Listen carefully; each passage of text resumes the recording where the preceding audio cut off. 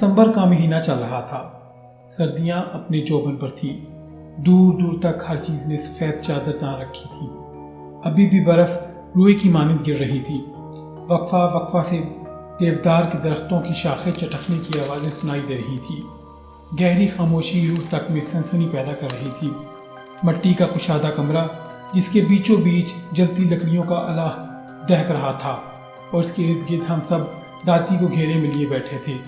دادی اماں اپنی نظریں دہکتی لکڑیوں پر جمائے ماضی کے صفحوں کی ورق کردانی کر رہی تھی۔ کچھ دیر بعد گلا کھنکارتے ہوئے گویا ہوئی، یہ اس وقت کا قصہ ہے جب پانی کی قلت کے باعث میں اور سنوبر آپا سحری کے وقت پانی بھرنے جاتے تھے۔ سنوبر آپا مجھ سے عمر میں کافی بڑی تھی۔ سنوبر آپا کبھی اذان سے پہلے اور کبھی اذان کے فوراً بعد پانی بھرنے کے لیے برتن لے آتی اور ہمارے گھر کی دیوار پر برتن سے ضربے لگاتی۔ چونکہ میرا بستر دیوار کے ساتھ ہوتا، اس لیے میں فوراً اٹھ جاتی، اپنے برتن اٹھاتی اور باہر آ جاتی۔ ہر طرف گہرا اندھیرا چھایا ہوتا تھا اور گیدڑوں کی دلخراش آواز دل جھنجھوڑ دیتی تھی۔ دل میں ڈھیروں خوف لیے ہم سہم سہم کر قدم بڑھائے جاتے تھے۔ گھر تو چونکہ اس زمانے میں اکا دکا ہی موجود ہوتے تھے اور ہمیں پانی لانے کے لیے طویل مسافت طے کرنی پڑتی۔ جھاڑیوں میں تھوڑی سی ہلچل ہوتی تو ہمارا دل اچھل کے حلق میں آ جاتا۔ سنوبر آپا کافی مضبوط اعصاب کی مالک تھی، جبکہ میں کافی ڈرپوک واقع ہوئی تھی۔ پانی لانا میری مجبوری تھی، کیونکہ گھر میں ایک بوڑھی ساس تھیں اور 3 بچے، میری ایک بیٹی اور 2 بیٹے۔ شوہر تو روزی روٹی کمانے کے سلسلے میں باہر نکلتے تو مہینوں بعد ہی واپس لوٹتے تھے۔ آگے آگے سنوبر آپا ہوتی تھی، جبکہ پیچھے پیچھے میں ہوتی تھی، اور کبھی کبھار تو مجھے واضح محسوس ہوتا تھا کہ میرے پیچھے کوئی اور بھی چلتا آ رہا ہے۔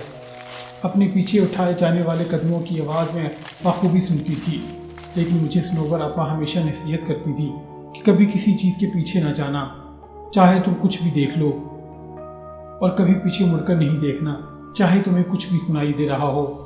میں نے ان کی بات کو دل پر نقش کر دیا۔ میں اپنے پیچھے قدموں کی چاپ سن کر زور سے آنکھیں بند کر لیتی اور دل میں آیت الکرسی کا ورد شروع کر دیتی، لیکن جب طویل سفر طے کرنے کے بعد بیٹھنے کو جی چاہتا تو یوں محسوس ہوتا کہ جیسے بالکل ساتھ کوئی بیٹھا ہے۔ گردن گھما کر ادھر ادھر دیکھنے پر سوائے اندھیرے کے کچھ دکھائی نہ دیتا۔ ہمارا روز کا آنا جانا تھا۔ ایک روز مجھے آواز آئی کہ دیوار پر ضربیں ماری جا رہی ہیں۔ میں اٹھی، اپنے برتن اٹھائے، لیکن گہرا اندھیرا دیکھ کر ٹھٹک گئی۔ مجھے یوں محسوس ہو رہا تھا جیسے آدھی رات کا وقت ہو۔ میں باہر گئی تو دیکھا سنوبر آپا کا دور دور تک نام و نشان نہیں تھا۔ میں نے یہ سمجھ کر قدم رستے پر ڈال دیے کہ وہ زیادہ دور نہیں گئی ہوں گی اور میں ان تک پہنچ جاؤں گی۔ گیدڑوں کی آوازیں پلک بھر کو میرے قدم ساکت کر دیتی تھیں۔ میں نے بھاگنا شروع کر دیا، لیکن میں ان تک نہیں پہنچ سکی۔ بگڑے تنفس کے ساتھ میں نے مسافت طے کی اور جائے وقوع پہنچ کر میرے اندر تک سنسنی دوڑ گئی۔ سنوبر آپا وہاں موجود نہیں تھی۔ میں تھوڑا اوپر کھڑی تھی اور نیچے دیکھا جہاں پانی کا کنواں تھا۔ ایسا محسوس ہو رہا تھا کہ کوئی پانی کے ڈول یک کے بعد دیگرے اپنے اوپر بہا رہا ہو۔ میں نے نیچے جانا ضروری نہ سمجھا اور پانی کا ڈول اٹھا کر اس پر بیٹھ گئی، لیکن تھوڑی دیر بیٹھنے کے بعد بھی پانی کی آواز بدستور آ رہی تھی۔ مجھے عجیب و غریب خیالات آ رہے تھے اور پانی کی آواز سے عجیب سا خوف محسوس ہو رہا تھا۔ اپنے پیچھے کسی کو محسوس کیا تو میرے جسم پر کپ کپی طاری ہو گئی۔ میں نے لرزتے ہوئے پیچھے مڑ کر دیکھا تو کسی کا نام و نشان بھی نہ تھا۔ وہاں ایک دم سے سناٹا چھا گیا۔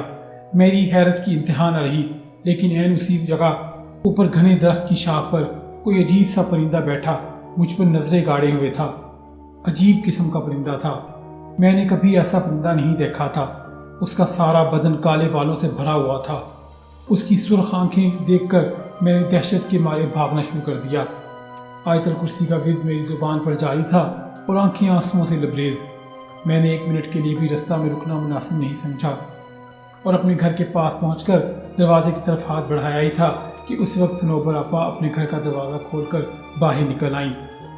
ان کے پاس ڈول بھی تھے اور میں دروازہ کا پھٹ کھولنا چاہ رہی تھی، لیکن اپنا توازن برقرار نہ رکھ سکی اور بے ہوش ہو کر گر گئی۔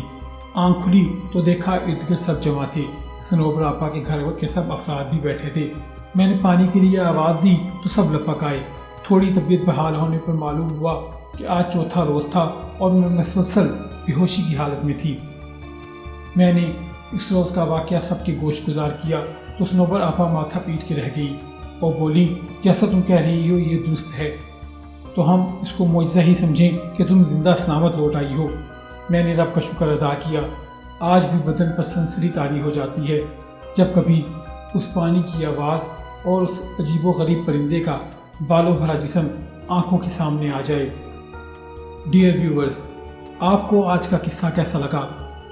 اگر آپ کو یہ قصہ پسند آیا ہو تو اسے لائک کریں، شیئر کریں اور مجھے کومنٹس میں ضرور بتائیے گا۔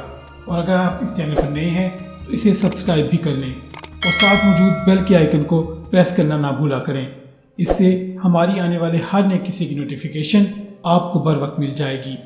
اگلا قصہ آنے تک کے لیے اپنا اور اپنے پیاروں کا بہت سا خیال رکھیں۔ اللہ نگہبان۔